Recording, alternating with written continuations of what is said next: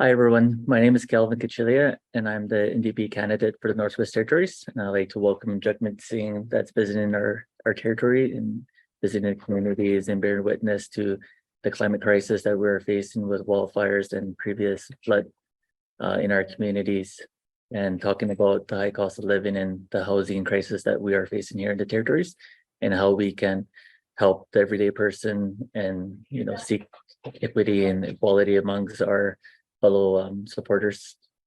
Thanks so much. Thank you. Thanks so much, Kelvin. It's been a great honor to have Kelvin show me around the territory, and Kelvin's been a strong fighter for his community, for the people of Northwest Territories, and honored to have him on the team. Today we talked about housing and at a roundtable with some of the leaders in housing.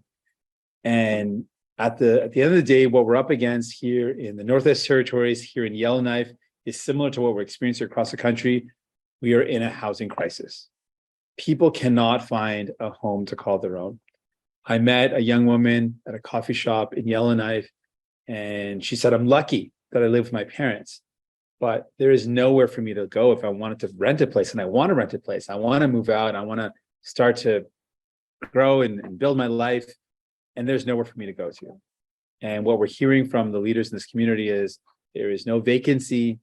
The cost of rent is so high. The condition of the housing is subpar, and the cost of buying is just out of reach for people. And the stories of the people here in Yellowknife are very much like the stories of people across this country who simply cannot find a place that is affordable. Rent is so high, mortgage payments are up, people are really struggling. And given this struggle, the Liberal government has had 8 years to do something about it. And while in the cabinet today, that shuffle does not change their track record of 8 years where they have not responded to the challenge and the crisis of housing in a way that has made people's lives better. In fact, people's lives have gotten worse. They've gotten worse, not better. So we're fighting for concrete steps to improve this. We need to build more homes rapidly. We need to do everything we can to unlock the potential of our country to build more homes as rapidly as possible. We need to focus on making sure we've got rental, purpose-built rental housing. We need to invest in not-for-profit housing, non-market housing as well. We need all three, and we need it immediately. We also talked about our plan to support making sure that people can keep their homes affordable. We've got to keep the affordable housing that we do have. We've got to keep that affordable. And so we want an acquisition fund to support not-for-profits, community organizations, to keep homes, keep units that are available now, keep them affordable. That's another major step. There's a lot that can be done. We need to make this a priority. So far, this Liberal government has had 8 years, and they've not done enough. And the Conservatives have already shown us their track record. When they were in power, they cut investments into building housing, and the Liberals maintained those cuts. So we know the Conservatives cannot be trusted to solve this problem. New Democrats are focused on real solutions, waiving GST and HST for homes that are affordable, to incentivize building affordable homes, an acquisition fund to keep the homes that we do have affordable, investing in not-for-profit, non-market housing as well, and making sure we build more purpose-built rental housing. There are solutions. We need to commit to prioritizing this, and that's what New Democrats are focused on. Donc, c'est clair qu'on est dans une crise du logement. J'ai parlé avec des chefs, des leaders dans la communauté ici à Yellowknife pour mieux comprendre les enjeux ici dans les territoires. Et ce sont les mêmes enjeux à travers le pays. Les loyers sont trop hauts, sont trop chers. C'est impossible de trouver du logement pour acheter une maison ou pour le loyer. C'est impossible. Donc, on doit prioriser l'importance de bâtir, de construire plus de logements abordables. On doit le faire plus rapidement. Le gouvernement a changé, les libéraux ont changé les positions des ministres, mais ça ne change pas leur bilan. Le gouvernement libéral, le Prime Minister Justin Trudeau, ils ont eu 8 ans pour répondre à cette crise, et ils n'ont pas fait le travail nécessaire pour améliorer la vie des gens. Effectivement, l'opposé s'est passé. C'est pire maintenant, après 8 ans du gouvernement libéral, que dans le passé. Et c'est clair que les conservateurs, ils n'ont pas les solutions, parce que quand ils étaient au pouvoir, ils ont coupé les investissements pour le logement. Donc, Nous, les néo-démocrates, on priorise les investissements pour bâtir, pour construire plus de logements. On doit donner des encouragements pour bâtir plus de logements abordables et on doit aussi investir davantage pour construire du logement non marché. Donc, on a des solutions. On doit prioriser la construction du logement. C'est exactement ce qu'on va faire. I also want to thank, with the roundtable, I want to thank the mayor of Yellowknife, Mayor Alty, for housing, for giving us the opportunity to meet in City Hall. And thank you to all the leaders that we met with today. With that, I'm ready for any questions that you might have. We're going to start with questions on site first. We're going to start with the Yellowknifer. Thank you. And so we know they all have like challenges in like across the country of the housing problem. And what do you find some of the challenge or problems that are actually unique in the North and despite the infrastructure or high cost of transportations instead of that? Yeah, those are some of the concerns. There's specific concerns for building more homes that are affordable in the territories, in Northwest Territories. Specific concerns, there's staffing concerns. Those exist actually across the country. I think they're worse though in the territories, the shortage of the people necessary to build homes. So that's one concern. There's also concerns of transportation, logistics, and getting supplies to the territory. So that makes the challenges even harder.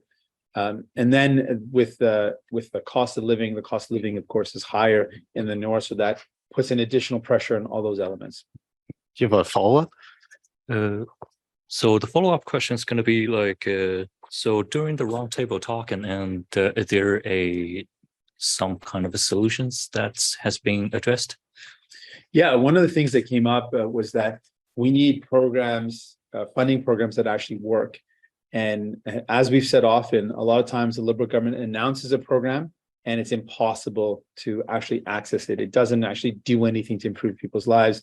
It doesn't allow for people to access the program, to actually invest in communities. So that's one concern that we heard, that we need programs that actually work, that are tailored to the needs of communities. So we need to acknowledge a community like the Northwest Territories or Yellowknife. We need to make sure that the programs that are being provided actually work, they're actually accessible, they actually function, funds are actually delivered, and projects can actually be built.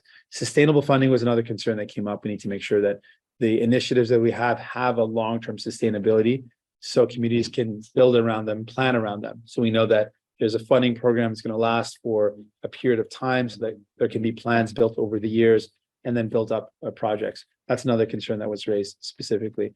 We know we need to build more housing. We need to build housing rapidly. Liberals have not taken this serious. Conservatives don't have the solutions to the problems. We are focused on making sure we deliver real solutions to people. We go to this in line. We'll now take questions on Zoom. If you have a question, please use the raise hand function. You'll have one question and one follow-up question. Je vous demande d'utiliser la fonction lever la main si vous avez une question. On va prendre une question et une question suivie.